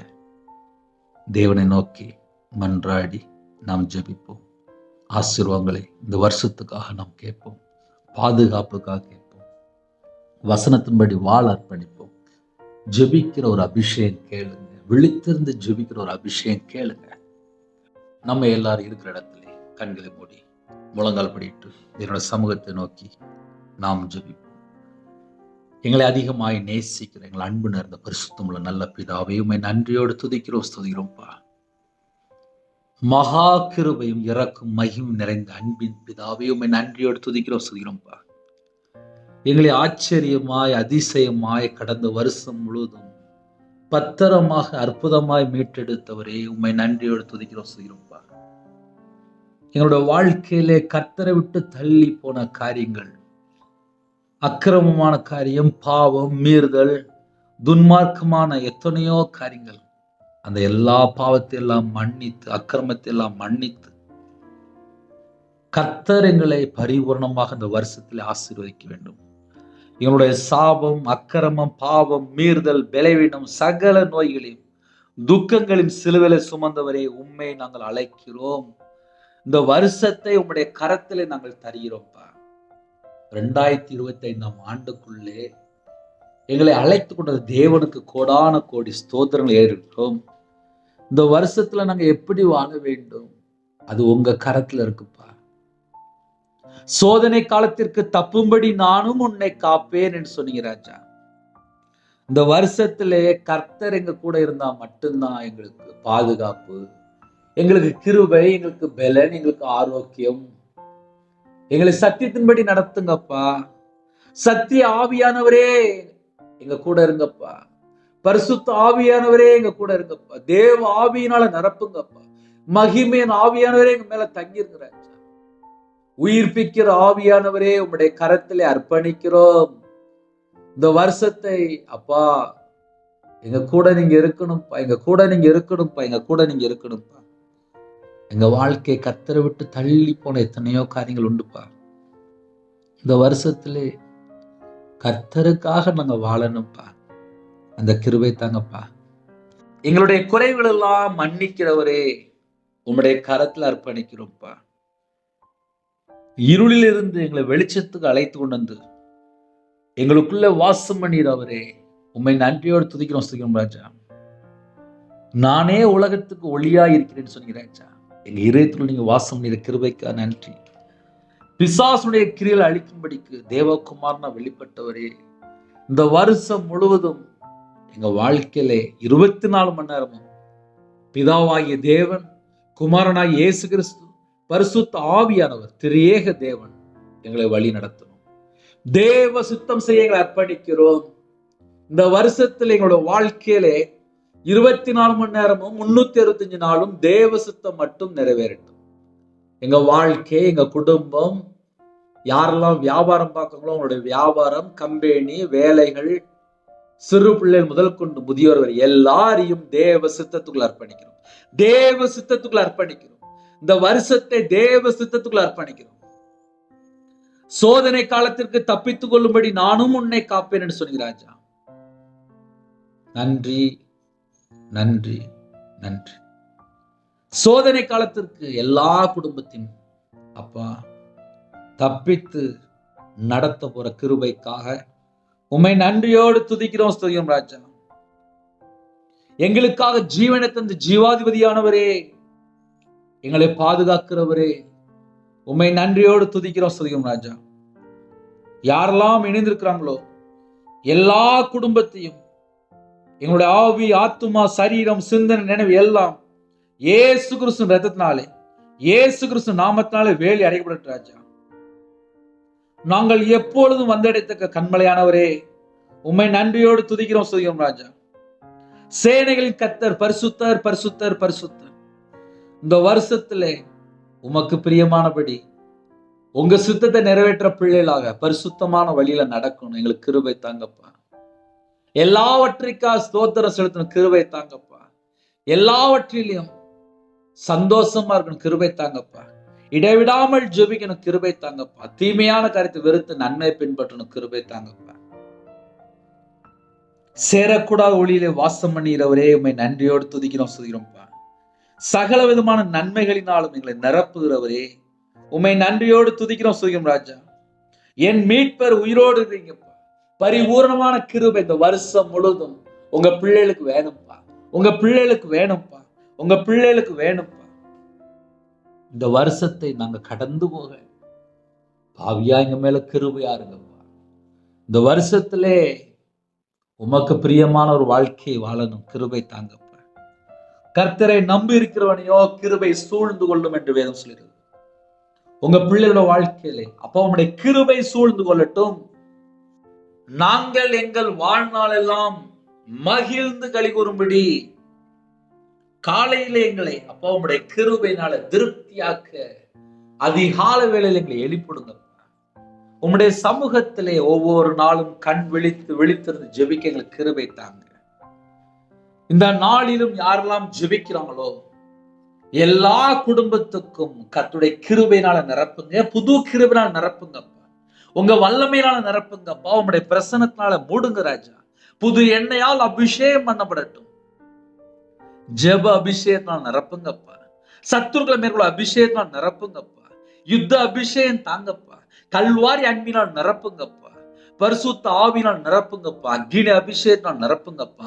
மகிமையின் ஆவியானவரே உங்க பிள்ளைகள் மேல தங்கி இருங்க. பூமியின் மேல அக்கினியை போட வந்தேன், அது இப்பொழுதே பற்றி எறிய வேண்டும் என்று விரும்புகிறேன் சொன்ன வசனப்படி ஒவ்வொரு குடும்பத்தையும் அக்கினி அபிஷேகத்தினால் நிரப்புங்கப்பா. யாரெல்லாம் தாழ்த்துறோம் எல்லா குடும்பமும் இயேசு கிறிஸ்துவின் ரத்தத்தினாலே, இயேசு கிறிஸ்துவின் நாமத்தினாலே பரிபூர்ணமாக ஆசீர்வதிக்கப்படட்டும். எல்லா குடும்பமும் இயேசு கிறிஸ்துவின் ரத்தத்தினாலே, இயேசு கிறிஸ்துவின் நாமத்தினால் ஆசீர்வதிக்கப்படட்டும். ஆவிக்குரிய 9 கனிகளினாலும் ஆவிக்குரிய 9 வரங்களாலும் உங்க பிள்ளைகளை நிரப்புங்கப்பா. பரிசுத்தாவின் வரங்களினால் நிரப்புங்கப்பா. கிருபையின் வரங்களால் நிரப்புங்கப்பா. ஞான வரங்களால் நிரப்புங்கப்பா. தீர்க்க தரிசன வரங்களால் நிரப்புங்கப்பா. ஒரு உணர்வுள்ள இருதயம் தாங்கப்பா. உணர்வுள்ள ஆவியை தாங்கப்பா, தாங்கப்பா. இந்த வருஷத்திலே காண்டாமிருகத்துவ பலனை எங்களுக்கு தாங்கப்பா. இந்த வருஷம் ஓட மான்கால்களை தாங்கப்பா. கர்த்தருக்கு காத்திருக்கிறவர்களோ புது பலன் அடைந்து கழுகுகளை போல சிட்டைகள் அடித்து எழும்புவார்கள் என்று எழுதப்பட்டிருக்கு. அந்த கிருபைகளை தாங்கப்பா. யாரெல்லாம் இணைந்திருக்காங்களோ வெண் வஸ்திரம் தாங்கப்பா. ரட்சிப்பின் வஸ்திரம் தாங்க ராஜா. புது வஸ்திரம் தாங்கப்பா. நீதியின் சால்வை தாங்கப்பா. துதியின் உடையை தாங்கப்பா. பிதா குமாரன் பரிசுத்த நாமத்தினாலே ஒவ்வொரு குடும்பம் முத்திரை போடப்படட்டும். யாரெல்லாம் ஜெபிக்கிறாங்களோ அவங்களுடைய இதயத்துக்குள்ளே தேவையில்லாத எண்ணங்கள், தேவையில்லாத சிந்தனைகள் வராதபடி இந்த வருஷம் முழுதும் இயேசு கிறிஸ்து ரத்தத்தினாலே, இயேசு கிறிஸ்து நாமத்தினாலே வேலி அடங்கி ராஜா. கலாத்தியர் 4:6 தேவன் தமது குமாருடைய ஆவியை உங்கள் இருதயங்களை அனுப்பினார் என்று வேதம்படி குமாருடைய ஆவியால் நிரப்புங்கப்பா. இந்த வருஷத்துல முழு வேதாந்தத்தை வாசித்து முடிக்க தியானிக்க கிருபை செய்யுங்கப்பா. யாரெல்லாம் ஜெபிக்கிறாங்களோ எங்க எல்லாருடைய அவைகள் எல்லாம் கிறிஸ்துவோட அவையமா மாறட்டும். எங்களுடைய நினைவுகள் எல்லாம் கிறிஸ்துவோட நினைவா மாறட்டும். எங்க உடம்புலோட ரத்தம் எல்லாம் கிறிஸ்துவின் ரத்தமா மாறட்டும். யாரெல்லாம் தாழ்த்தோங்களோ எல்லா குடும்பத்தையும் கர்த்தர் இரவும் போலுமாக வேலி அடைத்து வேதத்தை தியானிக்கிற பிள்ளைலாம் மாற்றித்தாங்க அப்பா. வேதத்தை தியானிக்கிற அபிஷேகம் நிரப்புங்க. பிரகாசம் உள்ள ஒரு மனக்கண்களை தாங்க. யாரெல்லாம் அர்ப்பணிக்கிறாங்களோ கல்லான இதயத்தை எடுத்து போட்டுருங்க. உங்களுடைய நல்ல ஆவியை தாங்கப்பா. சரியான இதயத்தை தாங்க ராஜா. கொழுந்துடைய அக்னி எங்களுடைய உள்ளத்துக்குள்ள பற்றி விடிக்கிட்டோம். ஒவ்வொரு குடும்பத்தையும் கர்த்தர் ஆசீர்வதிங்க. மாம்ச சிந்தை இந்த வருஷத்துல மேற்கொள்ள, மாம்ச கிரியை மேற்கொள்ள, ஜென்ம சுபாவத்தை மேற்கொள்ள ஒவ்வொரு பிள்ளைக்கும் புது அபிஷேகம் நிரப்புங்கப்பா, புது அபிஷேகம் நிரப்புங்கப்பா. யாரெல்லாம் ஜெபிக்கிறாங்களோ புது அபிஷேகத்தை பெற்றுக்கொள்ளட்டும். இயேசு கிறிஸ்து ரத்தத்தினால, இயேசு கிறிஸ்து நாமத்தினாலே புது அபிஷேகம் பெற்றுக்கொள்ளட்டும் ராஜா. எல்லா குடும்பத்துக்கு கர்த்தர் ஆசீர்வதிங்க. பிதாவின் சித்தம் செய்ய எங்களை தாழ்த்தி அர்ப்பணிக்கிறோம்ப்பா. எல்லா குடும்பத்துக்கு கர்த்தர் ஆசீர்வதிங்க. இந்த வருஷத்துல ஒவ்வொரு குடும்பமும் சகல காரியத்திலும் ஆசீர்வதிக்கப்படட்டும்ப்பா. நன்மை செய்யற பிள்ளைகளாக மாற வேண்டும், நற்கிரியை செய்யற பிள்ளைகளா மாற வேண்டும், தான தர்மம் செய்யற பிள்ளைகளா மாற வேண்டும். கனியுள்ள ஒரு வாழ்க்கை வேணும். கர்த்தர் கிருபை தாங்கப்பா. கிறிஸ்துவுக்காக வாழக்கூடிய ஒரு வாழ்க்கை இருக்கணும்ப்பா. கர்த்தருக்காக அப்பா வாழணும். அந்த கிருபை தாங்கப்பா. கிறிஸ்துவுக்குள் ஆவிக்குரிய உன்னதமான சகல விதமான ஆசீர்வாதங்களினாலும் உங்க பிள்ளைகளை ஆசீர்வதிங்கப்பா. உங்க பிள்ளைகளை ஆசீர்வதிங்க ராஜா. இயேசு கிறிஸ்து ரத்தத்தினாலே, இயேசு கிறிஸ்து நாமத்தினால வானம் திறக்கப்படட்டும் ராஜா. ஆசீர்வாத மலை ஊற்றப்படட்டும், ஆசீர்வாத மலை ஊற்றப்படட்டும், ஆசீர்வாத மலை ஊற்றப்படட்டும். இயேசு கிறிஸ்து நாமத்தினாலே எல்லா தடைகளும் விலக்கி, எல்லா தடைகளும் விலக்கி ஒவ்வொரு குடும்பத்தையும் ஆசீர்வதிங்க, ஒவ்வொரு குடும்பத்தையும் ஆசீர்வதிங்க. என் நாமத்து நிமித்தம் எதை கேட்டாலும் சொல்லி ராஜா, இயேசு கிறிஸ்து நாமத்தினால கேட்கிறோம், இயேசு கிறிஸ்து நாமத்தினால கேட்கிறோம் ராஜா. வெண்கல கதவுகளை உடைத்து, இரும்பு தாழ்பால்களை முறித்து, அந்தரங்கத்தில் இருக்கிற பொக்கிஷங்களையும் ஒளிப்பிடத்தில் இருக்கிற புதையல்களையும் உனக்கு கொடுப்பேன் என்று வாக்குத்தத்தம் பண்ணி ராஜா. எல்லா குடும்பத்துக்கும் இந்த வருஷத்திலே ஆசீர்வாதங்களை பெற்றுக்கொள்ள சகல விதமான வாசல் திறந்து விடுங்க. இந்த ஜனத்தை எனக்கென்று ஏற்படுத்தின இவர்கள் என் துதியை சொல்லி கொண்டு வருவார்கள். துதிக்கிற பிள்ளைகளாக மாறட்டும், துதிக்கிற பிள்ளைகளா மாறட்டும், துதிக்கிற பிள்ளைகளா மாறட்டும். யாரெல்லாம் தங்களை தாழ்த்துறவங்களோ பலகணிகளை திறந்து இடம் கொள்ளாமல் போக மட்டும் சகல குடும்பத்தையும் சம்பூர்ணமாக அப்பா ஆசீர்வதிக்க வேண்டும் ராஜா. பண்டக சாலை திறங்கப்பா, திறங்கப்பா, திறங்கப்பா. இடம் கொள்ளாமல் போக மட்டும் ஒவ்வொரு குடும்பத்தையும் ஆசீர்வதிங்க ராஜா. அவங்களுடைய களஞ்சியம், அவங்களுடைய பாத்திரம் எல்லாம் நிரம்பி வெளியிட்டும். இயேசு கிறிஸ்து ரத்தத்தினாலே, இயேசு கிறிஸ்து நாமத்தினால எல்லா குடும்பமும் ஆசீர்வதிக்கப்படட்டும். யாரெல்லாம் தாழ்த்துறோம் அவங்களை கையில் கீழே ஆசிரியர் ராஜா. அந்த வருஷத்திலே அப்பா ஒவ்வொரு குடும்பத்தையும் ஆசிரிங்க. என்னுடைய சிரசின் மேல ஆசீர்வாதத்தை வைங்க ராஜா. எங்களுடைய குறைகள் குற்றங்கள் எல்லாவற்றையும் மன்னிங்க ராஜா. கர்த்தரை விட்டு தள்ளி போற காரியம் இதெல்லாம் இருக்கும், அதெல்லாம் அந்த வருஷத்துல எங்களோட வாழ்க்கையில பின் தொடரக்கூடாதுப்பா. செல்போன்லயோ, படம் பார்க்கறதுலயோ, நாடகம் பார்க்கறதுலயோ, கேம்லயோ கர்த்தரை விட்டு தள்ளி போற ஃப்ரெண்டோ, தேவையில்லாத எந்த ஒரு காரியமா இருந்தாலும், எந்த ஒரு சிநேகமா இருந்தாலும் சரி, அது எல்லாவற்றையும் நீக்கிறாங்க, நீக்கிருங்கப்பா. உங்க பிள்ளையாக நாங்க வாழணும்ப்பா. அநீதியான காரியங்களை வெறுக்கணும். சில குடும்பத்துல கர்த்தரை விட்டு தள்ளி போற லஞ்சம் வாங்குற காரியம், அதுல இருந்து மனம் திரும்பணும்ப்பா. அந்த வருஷத்துல கர்த்தருக்கு பிரியமானபடி பரிசுத்தமான ஒரு வாழ்க்கையை வாழணும்ப்பா. யோசேப்பை போல அப்பா நாங்க வாழணும். கர்த்தர் கிருபை செய்யுங்க ராஜா. வசனத்தினாலே காத்துக்கொள்ளணும், கிருபை தாங்கப்பா. விழித்திருந்து ஜெபிக்கணும், கிருபை தாங்கப்பா. சோதனைக்கு உட்படாதபடிக்கு விழித்திருந்து ஜெபிக்கணும், கிருபை தாங்கப்பா. இந்த வருஷத்துல யாரெல்லாம் ஜெபிக்கிறோம் வசனத்தினாலே அப்பா காத்துக்கொள்ள போற கிருபைக்காக, வசனத்தினால பாதுகாத்துக்கொள்ள போற கிருபைக்காக நன்றிப்பா, நன்றிப்பா, நன்றிப்பா. ஒவ்வொரு குடும்பத்தையும் கர்த்தர் ஆசீர்வதிங்க ராஜா. ஒவ்வொரு குடும்பத்தையும் கர்த்தர் ஆசீர்வதிங்கப்பா. எந்தெந்த குடும்பத்துல தங்களை தாழ்த்துறவங்களோ சோதனை காலத்துக்கு தப்பும்படி நானும் உன்னை காப்பேன் என்று சொல்லி ராஜா. உங்க பிள்ளைகளை பாதுகாக்க போற கிருபைக்காக நன்றிப்பா, நன்றிப்பா, நன்றிப்பா, நன்றிப்பா. எத்தனையோ தேசத்துக்குள்ள இணைந்திருக்காங்கப்பா. எல்லா தேசத்துல ஜனங்களையும் கர்த்தர் ஆசீர்வதிக்கணும்ப்பா. அவங்களோட அப்பத்தையும் தண்ணீரையும் ஆசீர்வதிங்க ராஜா. வியாதி அவர்களை விட்டு விலக்குங்க ராஜா. நீதிமான் சிரசின் மேல் ஆசீர்வாதம் தங்கி இருக்கும் என்று வேதம்படி ஒவ்வொரு குடும்பத்தையும் ஆசீர்வதிங்க. கர்த்தரை நம்புகிறவன செழிப்பான், உண்மை உள்ள மனுஷன் பரிபூர்ணமான ஆசீர்வாதங்களை பெறுவான். எந்தெந்த குடும்பத்துல ஜெபிக்கணும் எல்லா குடும்பத்தையும் கர்த்தர் ஆசீர்வதிங்க.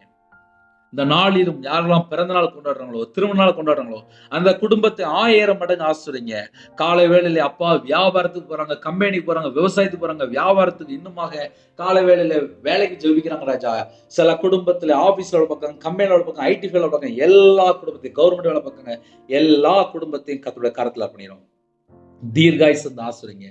டிரைவிங் லைன்ல இருக்க அந்த குடும்பத்தை ஆசீர்வதிங்க. எல்லா குடும்பத்துக்கும் சிறு பிள்ளை முதல் கொண்டு முதியோர் எல்லா குடும்பத்துக்கும் கர்த்தருடைய பாதுகாப்பு வேணும், கர்த்தருடைய பாதுகாப்பு வேணும். கற்பத்தினிக்காக ஜெபிக்கிறேன் ராஜா. இந்த வருஷத்திலே கற்பத்தினி ஆசீர்வதிங்க ராஜா. விசேஷமாக கற்பத்தின் கனி கர்த்தரால் கிடைக்கிற சுதந்திரம் உங்க பிள்ளைகளை ஆசீர்வதிங்க, உங்க பிள்ளைகளை ஆசீர்வதிங்க.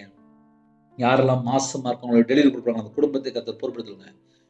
திருமணத்துக்கு பிள்ளைகள் ஆயத்தமா இருக்கு எல்லா குடும்பத்தையும் ஆசீர்வதிங்க. அதுக்குள்ள தேவைகள் எல்லாம் சந்திக்கப்படட்டும். பிரிந்து போன குடும்பம் இணைந்து வாழணும். இந்த வருஷத்துல கத்தரை விட்டு தள்ளி போற பாவ காரியம், விக்கிரமான காரியம், அசுத்தமான காரியம், அந்த எல்லாவற்றையும் விலக்கி உங்க பிள்ளைகளை ஆசீர்வதிங்க. மனம் திரும்பி தேவனுக்காக கனி கொடுக்கிற பிள்ளைகளா மாறணும்ப்பா. எல்லா குடும்பமும் ரட்சிக்கப்படணும். எல்லா குடும்பத்துக்கும் வேலை வேணும்ப்பா. எந்தெந்த குடும்பத்திலே டிரான்ஸ்பர்க்காக ஜெபினாலும், கவர்மெண்ட் வேலைக்காக ஜெபினாலும் எல்லா விதமான வாசல் திறந்தாங்க. விசாவுக்காக யாரெல்லாம் ஜெபினாலும் எல்லா விதமான வாசல் திறந்து ராஜா. எல்லா ஜனங்களையும் உங்களுடைய கரத்துல அப்படிங்கிறோம். உமக்கு பிரியமானபடி வாழணும்ப்பா. வெளிநாட்டுல இருக்க ஜனங்களை உங்களுடைய கரத்துல அப்படிங்கிறோம். இருக்கிற தேசத்துல ஒரு பாதுகாப்பு தாங்க. தேசம் யுத்தம் நடக்கு, பஞ்சம் இருக்கு, தேசம் கொள்ளை நோய் இருக்குப்பா. எல்லா தேச ஜனங்களையும் உங்களுடைய கரத்துல அப்படிங்கிறோம். ஒவ்வொரு தேச ஜனங்களையும் கர்த்தர் பாதுகாக்க வேண்டும். கர்த்தர் பாதுகாக்க வேண்டும். சில குடும்பத்துல பல விதமான பாவ அடிமையில வாழ்ந்துட்டு இருக்காங்கப்பா. நாடகம் பார்க்குறது, படம் பார்க்குறது, செல்போனு, கேம், பாவ அடிமை, தேவனுக்கு பிரியமில்லாமல் எத்தனையோ பாவ அடிமையில வாழ்ந்துட்டு இருக்காங்க. அந்த ஜனங்கள் இந்த வருஷத்துல கர்த்தர் பக்கம் மனம் திரும்பணும்ப்பா. ஸ்தோத்திரம்ப்பா. எல்லா குடும்பமும் வாலிப பையங்க, வாலிப பிள்ளைகள், தகப்பன்மார் எல்லாரும் ரட்சிக்கப்படும் ராஜா. எல்லாரும் ரட்சிக்கப்படணும்ப்பா. தாமதிக்கிறார் என்று சிலர் எண்ணுகிறபடி கர்த்தர் தமது வாக்குத்தத்தை குறித்து தாமதமா இராமல், ஒருவரும் கெட்டு போகாமல் எல்லாரும் மனம் திரும்ப வேண்டும் என்று விரும்பி நம்மேல் நீடிய பொறுமை உள்ளவருமா இருக்கிறார் என்று இந்த வருஷத்திலே அப்பா நாங்க தியானித்தோம்ப்பா. என் பொறுமை குறித்து சொல்லிய வசனத்தை நீ காத்து கொண்டபடியினால் பூமியில் குடியிருக்கிற சோதிக்கும்படியாக பூச்சக்கரத்தின் மேல் எங்கும் வரப்போகிற சோதனை காலத்திற்கு தப்பும்படி நானும் உன்னை காப்பேன் என்று சொன்னீங்க ராஜா. ஒவ்வொரு குடும்பத்தையும் கர்த்தர் பாதுகாக்க போற கிருபைக்காக உம்மை நன்றியோடு துதிக்கிறோம் ராஜா. மிஷனரி மாறே அப்பா உம்முடைய கரத்துல அர்ப்பணிக்கிறோம். பரிசுத்தவான்களை உம்முடைய கரத்துல அர்ப்பணிக்கிறோம். விசுவாசிகளை உம்முடைய கரத்துல அர்ப்பணிக்கிறோம் ராஜா. யாரெல்லாம் ஊழியம் செய்யறாங்களோ உங்களுடைய ஊழியத்துல அற்புத அடையாளம் நடக்கணும், விடுதலை நடக்கணும், சுகம் நடக்கணும், அநேக சாட்சிகள் கேட்கப்படணும். கர்த்தர் கிருபை இந்த நாளிலும் எந்த குடும்பத்திலே அப்பா தாழ்த்துறாங்களோ, சில குடும்பத்திலே முதியோரத்துல இருக்காங்க, ஹாஸ்டல்ல இருக்காங்க, ஹோம்ல இருக்காங்க, அந்த குடும்பத்தை கர்த்தர் சந்திங்க. உங்க பிள்ளைகளோட வாழ்க்கையில எல்லா தேவையிலாம் கர்த்தர் சந்திங்க ராஜா. சில குடும்பத்துல வீடு கட்டுறாங்க, இந்த வருஷத்துல வீடு கட்டி முடிக்க கர்த்தர் கிருபை செய்யுங்க. வியாபாரம் பார்க்குற குடும்பத்தை ஆசிரியங்க. கம்பெனி வைத்திருக்காங்க, அந்த குடும்பத்தை ஆசிரியங்க. இந்த வருஷத்திலே எந்தெந்த குடும்பத்திலே அப்பா ஜுவல் லோன் இருக்கு, இஎம்ஐ கட்டுறாங்க, ஹவுசிங் லோன் இருக்கு, கார் லோன் இருக்கு, ஃபைனான்ஸ் இருக்கு, இன்னுமா குழுக்குள்ள பணம் அடைக்கின்ற ராஜா. எத்தனையோ குடும்பத்திலே பிள்ளைகளுடைய படிப்புக்காக கடன் வாங்கியிருக்காங்க, வேலைக்காக கடன் வாங்கியிருக்காங்க, திருமணத்திற்காக கடன் வாங்கியிருக்காங்க, தெரிஞ்சவங்கள்ட்ட வாங்கியிருக்காங்க, சொந்தக்காரன் வாங்கியிருக்காங்க. அந்த எல்லா கடனெல்லாம் அடைக்க கர்த்தர் கிருபை செய்யுங்க. எல்லா குடும்பத்தையும் கர்த்தர் ஆசீர்வதிங்க. எல்லா குடும்பமும் ரட்சிக்கப்படும் ராஜா. இந்த வருஷத்துல பகலிலே மேக ஸ்தம்பமாகவும் இரவுல அக்னி ஸ்தம்பமும் கர்த்தர் எங்க கூட வருகிற கிருபைக்காக உம்மை நன்றியோடு துதிக்கிறோம் ராஜா. எல்லா குடும்பத்தையும் கர்த்தர் பொறுப்படுத்தும் ராஜா. இந்த வருஷத்திலே எங்க வாழ்க்கையில ஆவிக்குரிய கனி விளையணும்ப்பா. மாம்சத்துடைய கிரியைகள் அழிக்கப்படணும்ப்பா. அபிஷேகத்தினால் நிரப்புங்கப்பா. ஆனந்த தைலத்தால் அபிஷேகம் பண்ணுங்க ராஜா. மறைபொருளை வெளிப்படுத்துகிற பரிசுத்த ஆவியானவரே உங்க பிள்ளைகளோட கூட இந்த வேதத்தை தியானிக்கும் போது பரிசுத்த ஆவியான பேசுங்க ராஜா. சொப்பனத்தின் மூலியமா வழி நடத்துங்க, தரிசனத்தின் மூலியமா வழி நடத்துங்க ராஜா. யாரெல்லாம் தாழ்த்துறோங்களோ ஆவிக்குரிய கண்கள் திறந்து உங்க பிள்ளைகளே ஆவிக்குரிய வாழ்க்கையில வழி நடத்துங்க. உங்க சித்தம் செய்ய எங்களோட ஆவிக்குரிய காதுகள் திறக்கப்படும் ராஜா. யாரெல்லாம் ஜெபிக்கிறாங்களோ அப்பா உங்களுடைய நாமத்தை பாட்டு எழுதி துதிக்கிற பிள்ளைகளாக அபிஷேகம் பண்ணுங்க ராஜா. வீண் வார்த்தை பேசாதபடிக்கு வேலடைங்க. எங்க கண்கள்ல ஒரு கழிக்கம் போடுங்க. உமக்கு பிரியமில்லாத எந்த ஒரு இடத்துக்கும் போகாதபடி தேவ சித்தத்துக்கு மட்டும்தான்ப்பா என்னோட வாழ்க்கை இருக்கணும். கர்த்தர் பொறுப்படுத்துவங்க. கண்ணீரின் அபிஷேகம் நிரப்புங்க ராஜா. அழிந்து போற ஆத்துமாக்களுக்கு திறப்புல நிக்கிற பிள்ளைகளா மாறட்டும். யாரெல்லாம் பாரத்தோடு அப்பா ஜெபிக்கிறாங்களோ அவங்களுக்கு ஜெப அபிஷேகம் தாங்க ராஜா. விழித்திருந்து ஜெபிக்கூடிய அபிஷேகம் நிரப்புங்க ராஜா. எல்லா குடும்பத்தையும் உம்முடைய கரத்துல அர்ப்பணிக்கிறோம். தேவனர்லி அப்ப மினிஸ்ட்ரி சேனலுக்காக ஸ்தோத்திரம். எல்லா குடும்பத்தையும் உம்முடைய கரத்துல அர்ப்பணிக்கிறோம். எல்லா குடும்பத்தையும் கர்த்தர் பாதுகாக்க வேண்டும். உங்க நாம மட்டும் மேம்படும் ராஜா.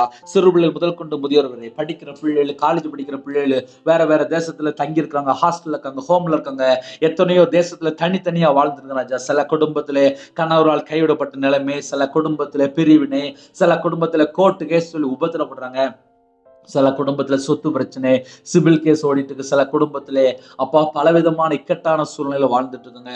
அந்த குடும்பத்துக்கு சோதனை காலத்துல தப்பிக்கும்படி நானும் உன்னை காப்பேன் என்று சொன்னீங்க. எல்லா குடும்பத்தையும் கர்த்தர் பாதுகாத்து கொள்ளுங்க. எல்லா குடும்பத்தையும் கர்த்தர் பாதுகாத்து கொள்ளுங்க. உங்க பாதப்படியில் அர்ப்பணிக்கிறோம். தேவனர்லி அப்ப மினிஸ்டர்ல உங்களுடைய கரத்துல அர்ப்பணிக்கிறோம். ரவி ராஜே உங்களுடைய கரத்துல அர்ப்பணிக்கிறோம். இந்த வருஷம் இரவும் பலுமா செய்தி பேச, ஜெபிக்க, துதிக்க எங்களுக்கு கிருபை தாங்க. ஒவ்வொரு நிமிஷமும் நாங்க உயிரோட இருக்கணும். அது உம்முடைய கிருபை மட்டுமே. இந்த வருஷம் நாங்க கர்த்தருக்கு பிரியமானபடி வாழ அர்ப்பணிக்கிறோம். எங்க வாழ்க்கையில எல்லா குறைகள் எல்லாம் மன்னித்து எங்களை பரிசுத்தப்படுத்தி எங்களை ஆசிரியங்க. எங்களை பரிசுத்தப்படுத்தி ஆசிரியங்க. எங்களை பரிசுத்தப்படுத்தி ஆசிரியங்க. எங்களை பரிசுத்தப்படுத்தி ஆசிரியங்க ராஜா. அந்த நாளில் யாரெல்லாம் ஜெபித்தாங்களோ எல்லா குடும்பத்துடைய தேவைகள் எல்லாம் கர்த்தர் சந்திக்கணும்ப்பா. எல்லா தேவைகளும் சந்திக்கணும்ப்பா. நாங்கள் எங்கள் வாழ்நாள் எல்லாம் மகிழ்ந்து கழிவும்படி காலையிலே எங்களை உமது கிருபையால் திருப்தியாக்கி எங்களை ஆசிரியர். இந்த வருஷத்தை உம்முடைய கரத்துல அர்ப்பணிக்கிறோம். இந்த வருஷத்தை உம்முடைய கரத்துல அர்ப்பணிக்கிறோம். எங்க குடும்பத்தை உம்முடைய கரத்துல அர்ப்பணிக்கிறோம். வியாபாரம் பார்க்கலாம், அந்த வியாபாரத்தை உம்முடைய கரத்துல அர்ப்பணிக்கிறோம். விவசாயம் பார்க்கலாம், அந்த விவசாயத்தை உம்முடைய கரத்துல அர்ப்பணிக்கிறோம். கம்பெனி உம்முடைய கரத்துல அர்ப்பணிக்கிறோம். நிறைய குடும்பத்துல கடன் இருக்கு. அந்த கடனை கர்த்தர் மாற்றி ஆசீர்வதித்து பலவீனத்தோடு ஹாஸ்பிட்டல்ல இருக்கிற சில குடும்பத்துல மரண தருவாயில இருக்க அந்த குடும்பத்தை கர்த்தர் உடனே தொடுங்கப்பா. உடனே தொடுங்க. யாரெல்லாம் ஹாஸ்பிட்டலுக்கு மாசம் தேவையில்லாமல் செலவு போயிட்டு இருக்கோ அந்த குடும்பத்தை கர்த்தர் சந்திங்க. அந்த குடும்பத்தை சந்திங்க. எங்களுடைய பலவீனம், எங்களுடைய நோய் எல்லாம் சிறுவில சுமந்தவரே, உங்க பிள்ளைகளுக்கு ஒரு பரிபூர்ணமான சுகம் கட்டளையிடுங்க. பரிபூர்ணமான சுகம் கட்டளை உங்களுடைய தழும்புள்ள கரத்துல தொட்டு சுகமாக்கித்தாங்க. இந்த வருஷத்தை உங்களுடைய கரத்துல அர்ப்பணிக்கிறோம். கர்த்தர் பொறுப்படுத்துங்க. யாரெல்லாம் இணைந்திருக்காங்களோ அந்த குடும்பம் கர்த்தராகிய இயேசு கிறிஸ்து நாமத்தினால ஆசீர்வதிக்கப்படட்டும். இயேசு கிறிஸ்து நாமத்தினால ஆசீர்வதிக்கப்படட்டும். இயேசு கிறிஸ்து நாமத்தினால ஆசீர்வதிக்கப்படட்டும். எல்லா குடும்பத்தையும் கர்த்தர் பொறுப்படுத்துங்க. உமக்கு பிரியமானபடி வாழ எங்களை அர்ப்பணிக்கிறோம். இந்த வருஷத்திலே எங்க வாழ்க்கை கர்த்தருடைய கரத்துல இருக்கணும்ப்பா. வசனத்தினாலே பாதுகாத்துக் கொள்கிற பிள்ளைகளா இருக்கணும். இடைவிடாமல் ஜெபிக்கிற பிள்ளைகளா இருக்கணும். சோதனை சகிக்கிற பிள்ளைகளா இருக்கணும். சோதனை தப்பித்துக் கொள்ளும்படி எங்க கூட நீங்க பேசுனீங்கப்பா. சோதனையோடு கூட அதுக்கு தப்பித்துக் கொள்ளும்படி ஒரு வழியை எங்களுக்கு உண்டாக்க போற கிருபைக்கா நன்றி. உங்க நாம மகிமைப்படட்டும். உம்முடைய கரத்தில் எங்களை தாழ்த்தி இந்த வருஷத்தை அர்ப்பணிக்கிறோம். துதி கனம் மகிமை எல்லாம் கர்த்தராகிய இயேசு கிறிஸ்து ராஜா ஒருவருக்கே செலுத்தினோம்.